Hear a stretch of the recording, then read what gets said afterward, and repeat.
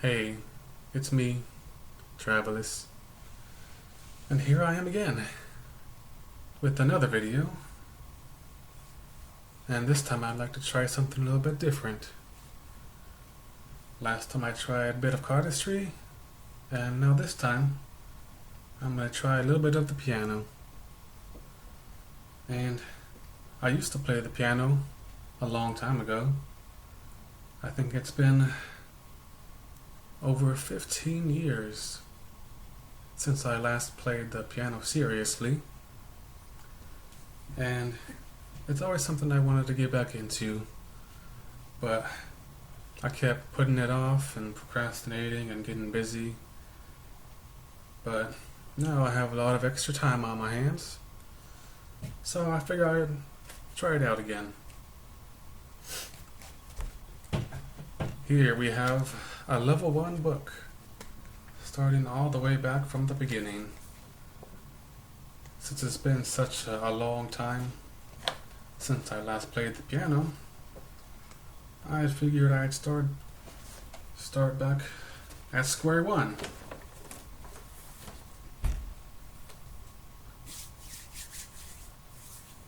So hopefully by doing this, I'll be able to remember what all the things that I have learned before, and perhaps even be able to get better than I was before. So yeah, another thing. This is just another thing I wanted to do because I think it'd be pretty fun, and I always really liked playing the piano, and I always admired people who are really good at playing instruments. So I want to try it out for myself. But keep in mind that I haven't played the piano in over 15 years. So I'm not going to be very good. So I'm just going to start playing some of these songs and going through it, and just taking a little bit of time to practice, and just trying to refresh myself into these things that I used to do. And I think gradually over time it'll start to come back to me. Okay. This song is called The Woodchuck, for no particular reason.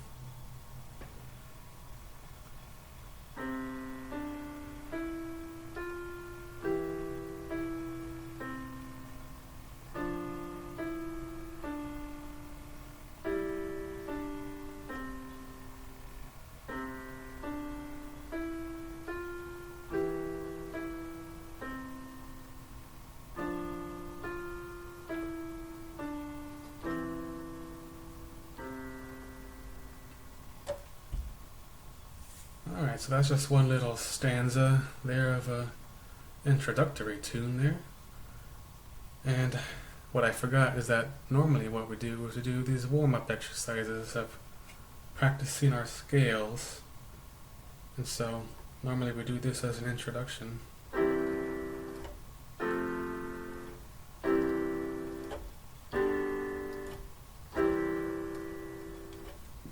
And all I remember is that's the C scale, the first scale that you ever learn in piano. And I forget even what the variations are called of it. It's been so long. I just remember the movements of it. And in music,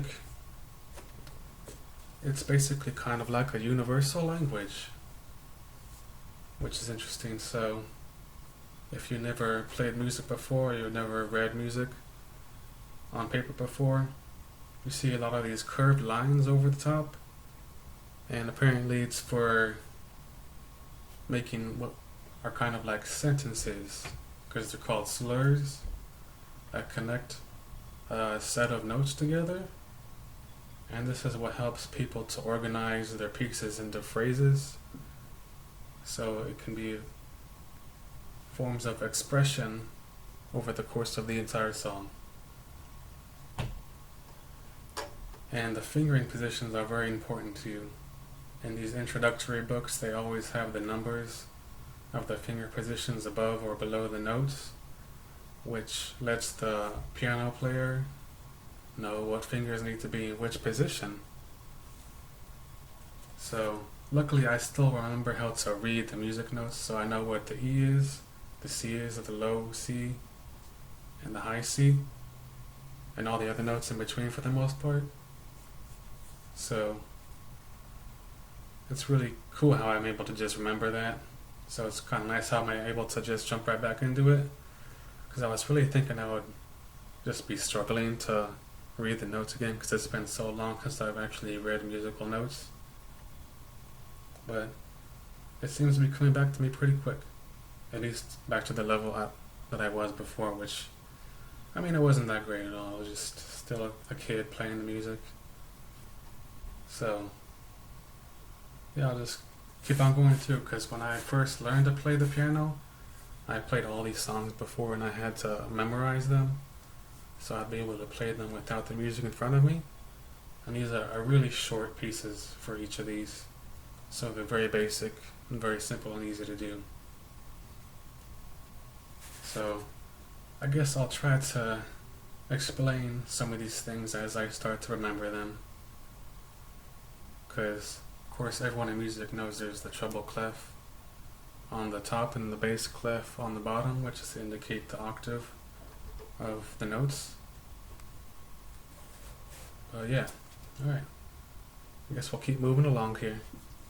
I'll play the next song, which is Snug as a Bug in a Rug.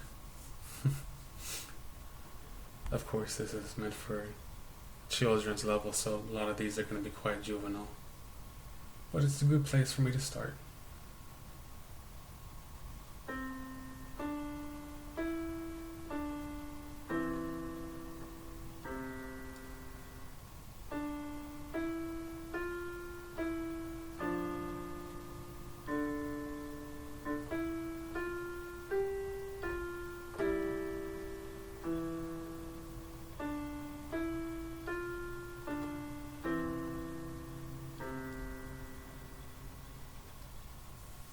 So yeah, a lot of these early pieces really flow together very easily, and they don't require very much complex movement. It's basically just going up and down with one hand, which is super easy, because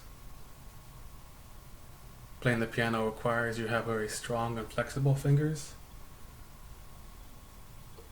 Much like many of the things that I'm going to be trying to do requires a lot of dexterity and strength in your hands to be able to do. And I'm the kind of person who really likes doing things with their hands. I do like doing things with my mind as well, but when I'm actually physically doing something, I'm able to really understand it a lot better. So I really enjoy being able to make things or draw things or anything at all really that requires use of your hands. And I'm also a big fan of cooking as well, that I've been trying to learn how to do as well. So maybe I'll do that in a later video. But yeah. So music can sort of be viewed similarly to like poetry or literature, because people are able to express themselves in basically a limitless kind of variety of options, because there's just so much music out there, and it's just a way of you being able to express yourself personally.